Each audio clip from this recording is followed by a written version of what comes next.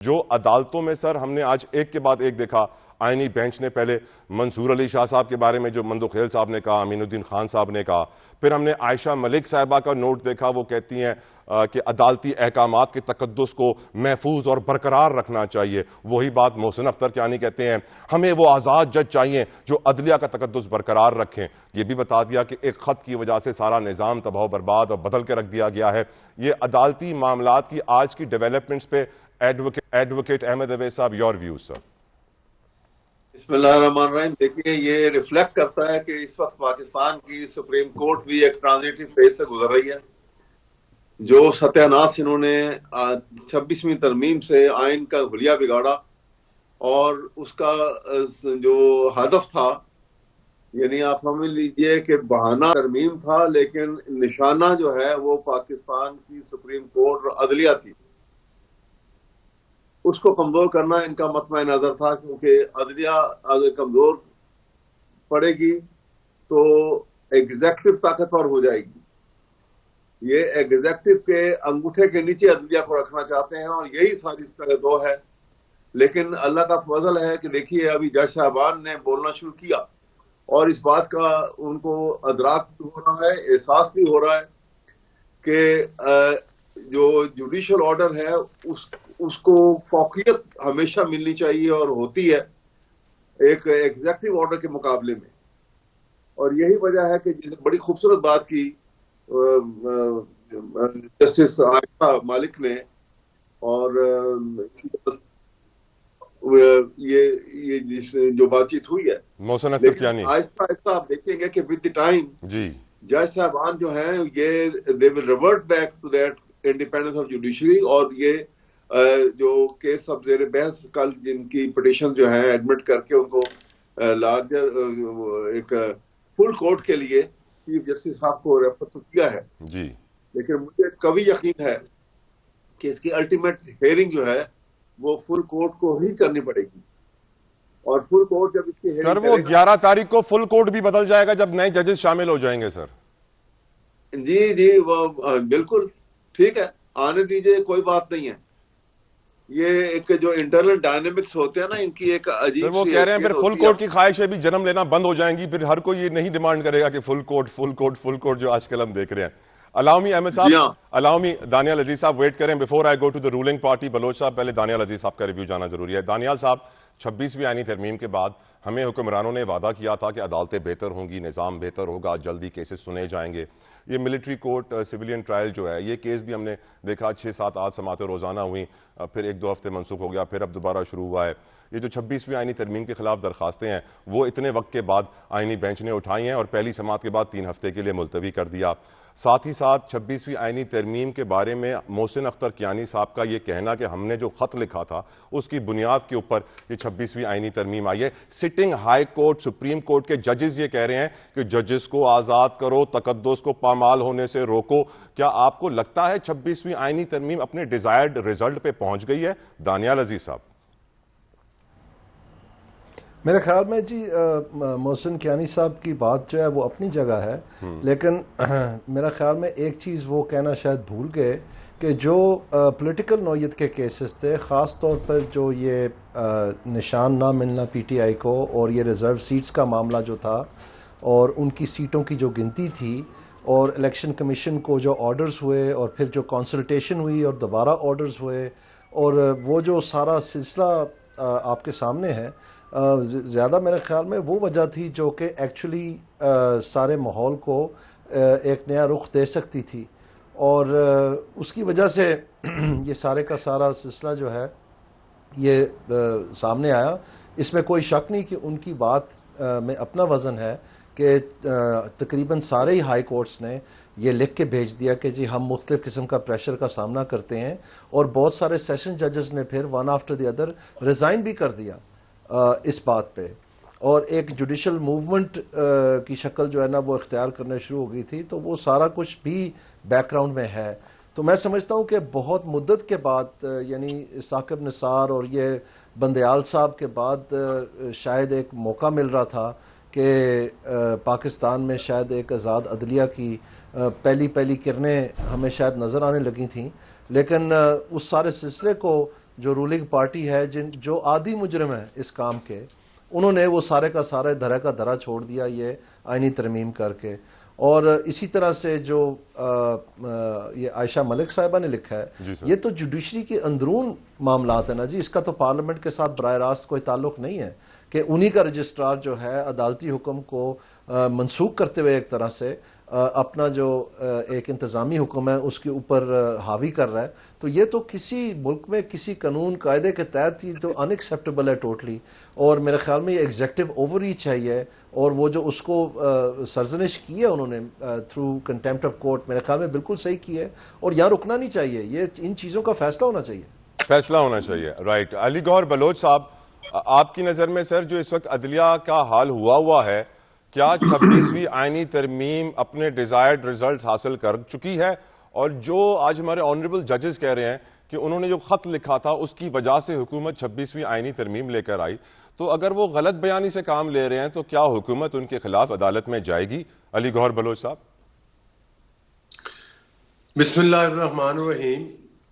دیکھیں, بالکل ہر کسی کا دیکھنے کا اپنا ایک انداز ہے اور سوچنے کا, لیکن میں سمجھتا ہوں کہ جو 26ویں آئینی ترمیم ہے یہ پارلیمان نے کی ہے اور یہ 1973 کے آئین کے قریب تر ہے جی, اور ظاہر ہے کہ وقتاً فوقتاً ترامیم کر کے جو ہے اس کا جس طرح سے آئین کا حلیہ بگاڑا گیا تھا, اس 26ویں آئینی ترمیم نے تو اس حلیے کو کچھ بہتر کیا ہے اور یہ اس سوچ کے قریب تر ہے جو 1973 کا اصل آئین تھا. خود بلاول بھٹو زرداری صاحب نے بھی یہ کہا کہ جو مساق معیشت تھا اس میں یہ بھی پوائنٹ تھا کہ الگ جو ہے وہ آئینی عدالت بنے گی یا بینچ بنے گا جو بھی ہے, تو وہ بھی آپ کے سامنے ہیں بیانات. ظاہر ہے کہ 73 کے آئین میں جن پارٹی کا کلیدی کردار تھا ان میں سے ایک پیپلز پارٹی بھی ہے. خاص طور پر جہاں پر آپ کہہ رہے ہیں کہ عدلیہ کی طرح, دیکھیں عدلیہ میں پچھلے دنوں سے جب سے گڈ ٹو سی یو اور اس قسم کی باتیں سامنے آئی ہیں, 8 منٹ میں 8 ضمانتیں بھی جج صاحبان لیتے ہوئے نظر آئے ہیں.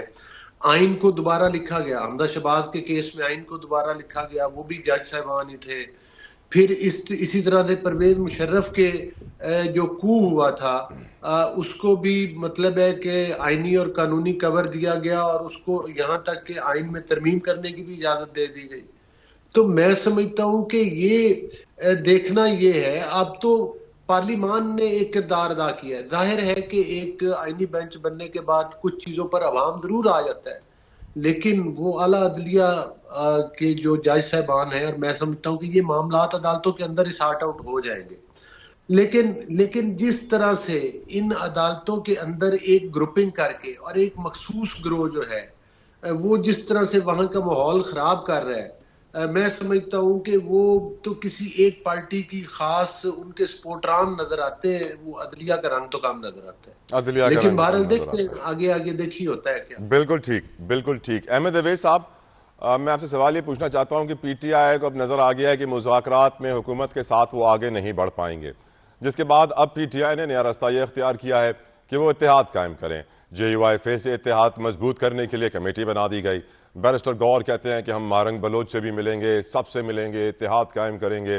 سر, آپ کو امید ہے کہ اس اتحاد کے ذریعے آپ کچھ حاصل کر پائیں گے, کوئی موومنٹ کر پائیں گے, 8 فروری کو آپ کوئی لانگ مارچ نکال پائیں گے, احتجاج کر پائیں گے؟ کیونکہ موجودہ حالات تو اس کے بالکل برعکس ہیں. احمد اویس صاحب.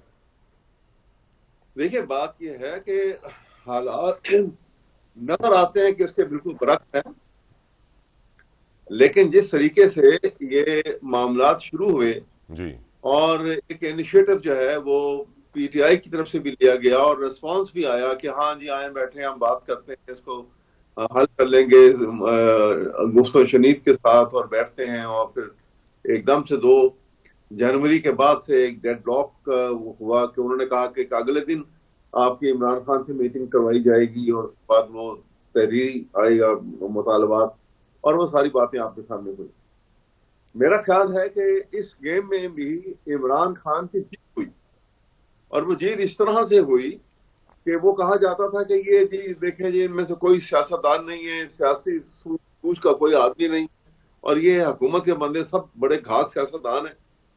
تو گھاک سیاستدان جو ہیں وہ تو یہاں مارے گئے. قوم کو تو پتہ لگ گیا کہ عمران نے جہاں کہتا تھا کہ میں ان سے بات نہیں کروں گا، وہ پھر بھی اس لیے کہ چلو قوم اور ملک کے مفاد میں ہے تو چلو میں بات کرنے کو تیار ہوں. اب اس کو ڈراپ کر رہے ہیں تو یہ خود کر رہے ہیں. اور جس چیز پہ ڈراپ ہو رہا ہے ایسا ایشو ہے جو کہ کامن مین کا ایشو ہے، اور وہ کہ آپ کو مشن معین بنانا ہے جو آپ کو اس میں پتہ لگے کہ یہ آدمی جو ملوث ہے اس کو اس کے خلاف کارروائی ہو، ٹھیک سر، نہ کہ آپ سینکڑوں ہزاروں لوگ گرفتار کیے ہوئے. اسی طرح سے یہ جو صورتحال پیدا کی جا رہی ہے اس وقت، تو آپ نے اتحاد کی بات تو دیکھیے، یہ بڑا نیچرل فینومینا ہے. کہتے ہیں enemy of your enemy is your friend. جی ہاں. تو اس وجہ سے اب جو اپوزیشن کی فورسز ہیں اگر وہ الگ الگ ہیں تو ان کو اکٹھا کرنا بڑی یہ وقت کی ضرورت ہے. دشمن کے دشمن کو آپ جمع کریں گے تاکہ آپ کی طاقت میں اضافہ ہو. دانیال عزیز صاحب، آپ کی نظر میں کیا پی ٹی آئی ایک بند گلی میں آ چکی ہے اور کیا دشمن کا دشمن ان کی مدد کر پائے گا؟ میرے خیال میں پی ٹی آئی اپنی سب سے بڑی مخالف ہے. اس کی وجہ یہ ہے کہ یہ جو پشاور میں ابھی ڈرامہ ہوا ہے ریسنٹلی، اس میں جتنے بھی ان کے اتحادی ہیں، یہ فیکٹ ہے کہ ان ساروں نے پھر یہ اصرار کیا کہ جی ہمیں آپ نے لگایا ہوا ہے کہ ہم مذاکرات کریں، اور آپ جا کے بیک ڈور ڈھونڈ رہے ہیں کہ کسی طرح آپ ان کے سامنے پیش ہو کے تو اپنا کوئی کیس پلیڈ کر لیں. تو ہمیں پھر آپ صرف استعمال کر رہے ہیں اپنی طاقت بڑھانے کے لیے تاکہ آپ کی نیگوشیشن بہتر ہو جائے. تو کسی اصول پرستی کے تحت یہ احتجاج اور آئین کی بحالی کے لیے احتجاج کر رہے ہیں، اور آپ لگتا ہے وہ بیک ڈور ڈھونڈنے کے لیے کر رہے ہیں. تو یہ باتیں تو ظاہری باتیں ہونی تھی. اور پھر جو گورنمنٹ کہتی ہے کہ جی ایک طرف یہ کہتے ہیں کہ جی ہم نے مذاکرات کرنے ہیں اور دوسری طرف یہ کہتے ہیں کہ ہم نے بیک ڈور ڈھونڈ رہے ہیں، ان کو بھی شش و پنج میں ڈال دیا. تو یہ پی ٹی آئی کی جو یہ یو ٹرن اور یہ چلاکیاں ہیں، یہ پہلے بھی ہم نے دیکھی ہیں. کیونکہ یہ جو مشہور ہے یو ٹرن کا، یہ فیض حمید کے دوران بھی ہوا کہ جی ان کو ڈی جی آئی صاحب نے بالکل نہیں بدلنا، میں پرائم منسٹر ہوں، یہ میرا فیصلہ ہے اور میں دیکھوں گا کیسے بدلے جائیں گے. اور پھر ان کو بدل بھی دیا، اور جو نئے صاحب آئے پھر ان کو لگا بھی دیا. اور اسی طرح سے جب یہ دھرنا دیا تو یو ٹرن مارا جنہوں نے کہ جی بس اب دھرنا ختم ہو گئے. لوگ ان کے پاؤں سے لپٹ کے روتے رہے کہ مت چھوڑ کے جاؤ ہمیں. انہوں نے دھکیلا ان کو اور گاڑی میں زور سے دروازہ بند کر کے بس نکل گئے، اور دھرنا شرنا ختم. سب جو قسمیں کھائی ہوئی تھی کہ ہماری لاشیں جائیں گی اور یہاں پر قبریں کھودی جا رہی تھیں اور پتہ نہیں کیا کچھ. تو یہ ڈرامہ لگانے سے سنجیدہ معاملات کو الجھاتے ہیں آپ، ان کو سلجھاتے نہیں ہیں. تو میں سمجھتا ہوں کہ پی ٹی آئی کو لانگ اینڈ ہارڈ سوچنا چاہیے کہ آخر کار وہ کھڑے کہاں پر ہیں اور وہ چاہتے کیا ہیں. بالکل ٹھیک. گوہر بلوچ صاحب، آپ کیا مشورہ دیں گے پی ٹی آئی کو موجودہ حالات کو دیکھتے ہوئے؟ دیکھیں، بات یہ ہے کہ ان کے لیے بہتر یہی تھا کہ یہ مذاکرات، ان کو ایک اپرچونٹی ملی تھی، اور ظاہر ہے کہ سیاسی معاملات جو ہیں وہ ٹیبل پر بیٹھ کر ہی ڈسکس کیے جا سکتے ہیں. خاص طور پر عرصہ دراز سے انہوں نے پرتشدد طریقے سے جو احتجاج، میں تو ان کو احتجاج نہیں کہتا، وہ پرتشدد واقعات ہیں. لیکن چلے سو کالڈ، چونکہ یہ ہمیشہ نام تو لیتے ہیں کہ ہم پرامن احتجاج کریں گے، لیکن اس کے پیچھے انہوں نے غلیلیں بھی رکھی. لیکن اب بات ہو رہی ہے سر کہ مولانا فضل الرحمان، مہرنگ بلوچ کو بھی شامل کریں گے. دیکھیں، وہ خیر ظاہر ہے کہ وہ تو تمام پولیٹیکل پارٹیز کا ایک اپنا مطلب ہے کہ اختیار ہوتا ہے کہ وہ کوئی بھی اتحاد بنائے. ہم نے پی ڈی ایم کے پلیٹ فارم سے اتحاد بنایا، پورے ملک کے اندر جلسے کیے، کامیاب جلسے کیے، اور الٹیمیٹلی جو تھا وہ عدم اعتماد کے ذریعے ان کی حکومت بھی گری. لیکن میں سمجھتا ہوں کہ جس طرح سے یہ کسی کے ساتھ مخلص نہیں، جس طرح سے انہوں نے 26ویں ترمیم میں مولانا فضل الرحمان کے ذریعے اپنی شرائط منوا لی، لیکن جب مولانا فضل الرحمان نے ان کو کہا کہ آپ 26ویں ترمیم کے حق میں ووٹ دے تو یہ بھاگ گئے. انہوں نے کہا کہ اب بلوچ صاحب، سوری ٹو انٹرپٹ، ایک بریک کا کہا جا رہا ہے، پلیز الاؤ می. پر آپ کا پوائنٹ بالکل کلیئرلی آ چکا ہے کہ یہ کتنی بھی الائنس کر لیں، میں لین پہ کوئی دباؤ نہیں